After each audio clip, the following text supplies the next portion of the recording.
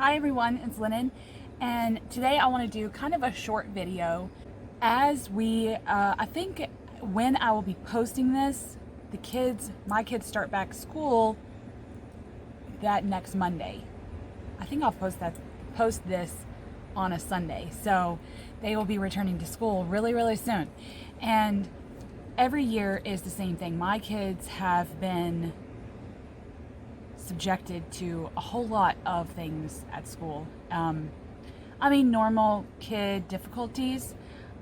A lot of people that I have come across over the last couple of years that work with adult healing, like adult things. Some posts that I've ran across talk about stress not being really relevant with children because there's nothing for kids to stress about. They have the best lives, and it's like, no, that's not true. Stress just looks different for children.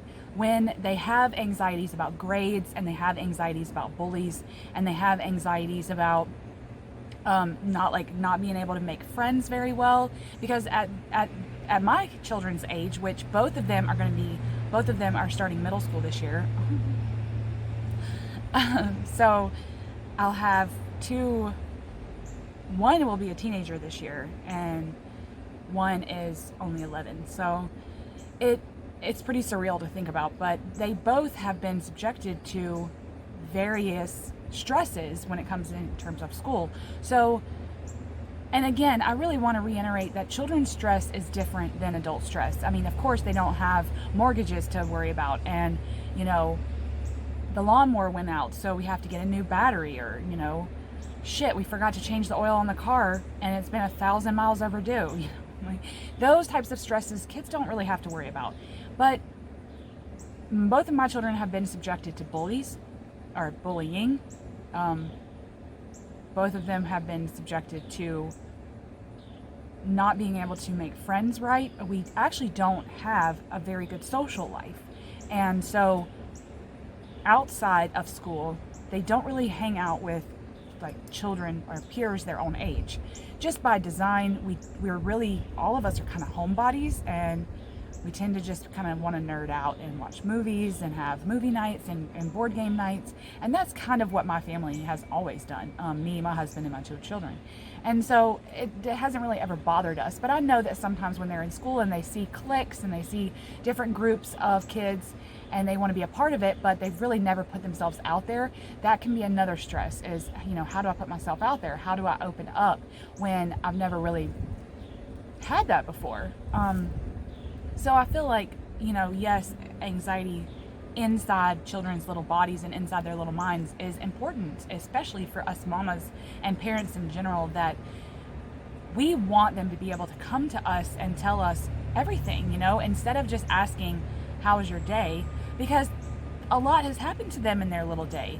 And so I like to sit down and ask specific questions as to what was their favorite part of today. What, did something make you laugh out loud? Did something make you feel upset and you really didn't know what to do about?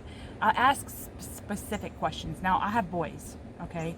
I'm the only I have a husband and I have two boys, so there aren't any other females here.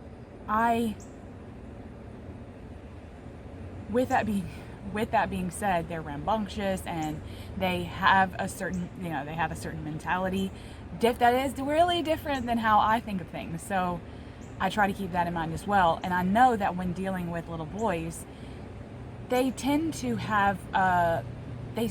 think like, I can't just say, hey, will you help me in the kitchen? I have to say something very specific. Hey, do you mind stirring this while I do this? And if I'm specific and ask the right questions, they tend to respond better to that. No idea why, because I don't think that way. But anyway, so I've learned to ask specific questions in terms of when they get home from school. Now this year is going to be really different for them, and at the end of last school year, when we weren't at school and we were doing what the states have been calling digital learning days, we were at home, and as a mom that stays home and that has for the last few years, so that I'm here with them, it was a lot easier than the people that, even the essential workers or the people that had to go to work, that their kids were staying at home. There were a lot of people in my state alone that were leaving their kids home alone by themselves. I'm hoping at the right ages. There weren't any ages on the newspaper I was reading. But anyway, so the point is that I wanted to talk a little bit about children for a second, and that I am a mom, and at the turn of summer, I'll say, right around the time of Lunasa, so Llamas, which is like coming up in a few days as I'm filming this. I won't be posting this, it'll probably be after Llamas. And it's like right at the beginning of August, which is normally about the time where school starts. Even if we're not physically going, they still have to report online. And it will be with the COVID outbreak and, you know, the pandemic that we seem to be going in. It's been really hard for all of us to, you know, be in each other's hair. But then now we have even more time together, but then we have to get back to like a set schedule with school, and we have to get back to some sense of normalcy when it comes in terms of school. And so we're having to battle all of the things that come with that too. So I wanted to tell you what I do when school comes about. Now, like I said, this is kind of new for me and my kids, because you know, we don't know as of this moment still whether they'll be in school or digital learning. It's just kind of up in the air where I'm living. So, but every year I like to ask them about their goals, ask them about, like, you know, what are you anticipating the most, as far as, you know, what are you anxious about the most? Because I know that my youngest, he's coming up first year in middle school, which is what we call, I don't know what you call it in your country. It's like the middle between elementary and high school. And for him, he qualified for advanced placement, just because of how his brain works. And so he'll be starting that in this pandemic and possibly online. And so he's really anxious about that. He really wants to be in advanced placement classes. But like I said, that with the outbreak and everything, and us having to learn at home instead of like a really hands-on type of a learning, we have no way to, you know, map out how that's going to go. So he was really anxious about that. So at the beginning, probably a couple of weeks, you know, leading up to when school would start, I like to tell them, okay, we're getting back into squish some bedtimes together. Now let's get back into the mode of writing things down. I love to take notes, so I kind of let them do that as well. Let's sit down and have a chat, and I'll give you some bullet points, and then maybe as a quiet time, because we tend to have that a couple of times during the day anyway, for my sanity. Right, have them get, like, I give them bullet points, like, what are you most anxious about? What are you most scared about? What do you think may be different this year than last year? And stuff like that, and give them questions or just general prompts to go off of and see what they write down. They can either share it with me or keep it to themselves, but it's still getting it off their chest, and it has helped with their anxieties a little as far as starting the school year. So it's really been one of those things that we do that really gets them into back to school mindset, and it really gets them back into taking notes, writing things down. I love to, you know, my kids are like 180 degrees from one another. One loves to write. He's been, you know, writing since he could hold a pencil, even if it was just scribbles. And then the other one really doesn't like to. He's more analytical, he's more logical, so he likes to just have the talk and get it over with. So I like to talk. I like sit in my big mama chair, which we've seen on the channel some, and just, you know, we'll just chat about some logical problems that is rattling, or issues that are rattling around in his brain. So either way you go, it's always nice to start the school year off with low anxiety if we can help it, and that's one way I do it. Another thing that I do is try to, I don't want to say do a spell. I like to do a spell for the collective of the house. It's kind of, this harvest time seems to be when I do my most home protection magic, and like, you know, the corners of my house, resalting some of the windows, stuff like that. That's a whole other subject, folks. But when in terms of children and starting this new school year, I do like to do one spell for the collective the night before they start school. And it's basically like getting all the people that live with us, so that's just, you know, us four, back into a good schedule, because that means that we would normally all be, during the summer, we are all asleep when my husband leaves to go to work, right? But now we'll be getting all up at around relatively the same time. We'll have to eat breakfast, get showers, and it's like there's a routine, right? So we have to kind of give ourselves some time to, like, we usually start, like I said, 2 weeks before school starts. Get back into the mindset of going to bed at a decent time and then waking up when we would normally have to for school, just to get back into the routine good before the, you know, instead of doing it the night before. And that tends to help as well. So, but the night before, anxiety is so high. I mean, we all remember what it felt like to have those feelings in your, like, you couldn't sleep, almost like Christmas Eve night for the children that grew up that way. It just seems to be so much rattling in your brain, and you just can't shut it down enough to fall asleep when you normally would. You just sit there twiddling your thumbs for hours, it seems like. A spell that I had learned, I kind of made it up on my own, but I got some of my herbs out because this is the time of year where I go out and, like, I don't like to say, this is like, I guess the Lammas Sabbath is that first harvest, right? And for me, that's usually like berries. The blackberries are in full bloom around here. But that's also the time where I really just start cutting back on my herbs in my herb garden, because that's mainly what I have in my yard. And I don't take a lot of the harvest, just enough to kind of keep it moving throughout the rest of the summer and throughout the rest of the harvest season. So I've got two here to show you. One is this, it's sage. I've actually got a whole bag, I'll show you. A whole bag full of my very first cuttings, and it's all pretty much dry now. This bag is probably what I'll use for spell work and crunching and putting in terms of incense, and I make smudges with the rest of the harvest that comes later. So this is really cool because sage for me is a very good cleanser, and it's I don't really know. I use it in cleansing, but also it's like a purification for me, purifying the body, purifying the mind. I use it in a lot of those types of workings as well. The next herb, the only two I'll show you are these two. I have a lot of sage in my garden and a lot of thyme. This freaking herb is so well rounded to me because a fun tidbit about thyme, the Greeks used to steep it and make a tea before, like, their sport games for courage. And I think that can be so powerful when using in spells for starting back school, because it does take a lot of courage, and we want them to have courage when they go, and we want them to exude confidence, and we want to, you know, teach them how to do that. So I love using thyme for courage. I also love using thyme for, like, there's an anxiety, calm.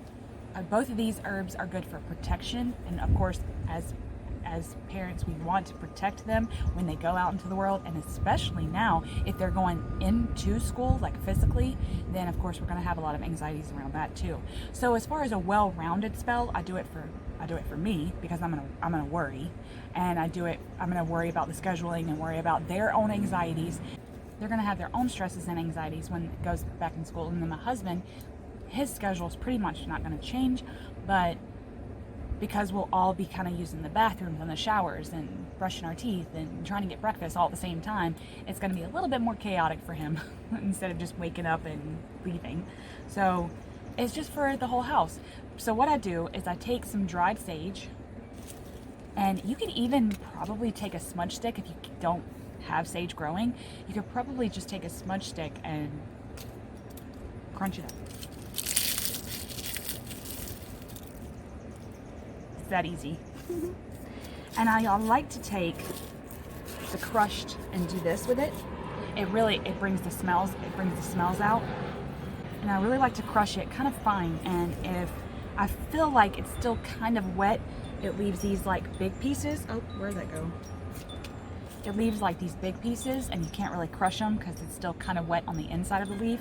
Then I just use my mortar and pestle, and that works really good, even though sometimes that can lead to like you getting fine powders. But that's just, you know, that's enough of a crush.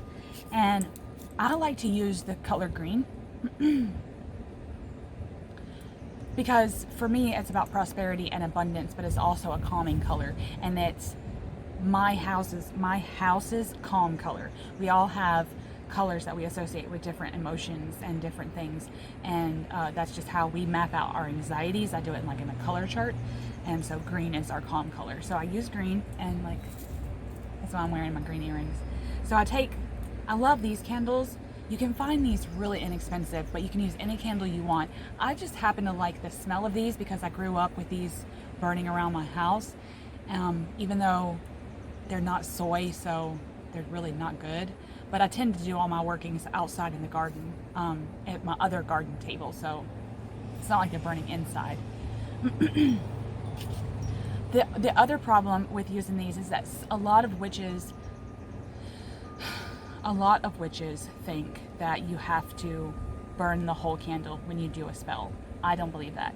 I light it, and if it's going to be an ongoing thing, and for me, back to school starting school, getting back into like a more severe routine, for me is an ongoing thing. I'll just do it at the points, like before they have 2 weeks off at Christmas and before spring break, just to kind of keep the anxiety like flowing, not to let it get stagnant. I'll just relight the candle after I've snuffed it each time.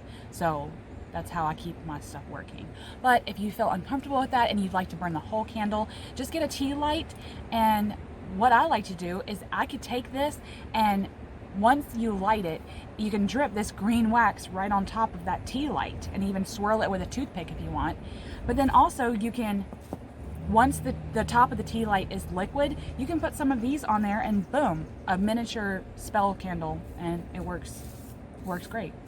I just like that these are long pillar candles, and when I put them in candelabras outside, they just look so magical. So what I like to do is sometimes I get the kids involved with crushing up the herbs, so that really helps to intensify the spell, and that it's for the house and for it's the whole of the household. But I'll just run a flame along this. I'll use another candle or one of those long, like, fireplace candles, I'll call them, or fireplace lighters, I'll call them, or even a match would work too, like one of those long matches. Now for thyme, they look like this, small leaves, but if you crush them, they'll fall right off the stalk. And I just mix that with the crushed sage, and I'll take a piece of wax paper, put these crushed herbs on the wax paper, and then once I've kind of wet the candle with a flame, I just kind of roll the candle on the wax paper, and it puts it onto the candle. Ooh, I've kind of bent the candle. I love that smell. It reminds me of my childhood. So that's what I do, and then I light it that night. Usually the kids are involved with that part of the spell as well. I'll just kind of tell them to be thinking about school starting and let their anxiety kind of rise up to the forefront of their brains at that moment, and just like have them picture it go into the flame and be burning with the candle. And so, but some years I've done it all by myself, and it still has some good potency about it. I picture all of us as a collective, and then all of our anxieties and worries and stuff like that going into the flame and melting down, and that tends to always work out for us. So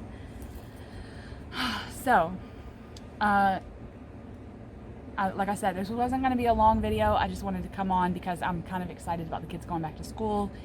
Whether they go or they do it online, it's still going to be a huge change for us. And so if you have anything that you do with your kids before they start school to help with, peace or a good state of mind, or even to eradicate some of their fears and anxieties with going back, especially during this COVID time, leave them below. I want to hear your thoughts on it. And I hope that you all come back, because I'll be sharing some more spells that I like to do at certain times of the year, especially. It's always cycle of life seasonal thing, right? Hope to see everybody again. Much love.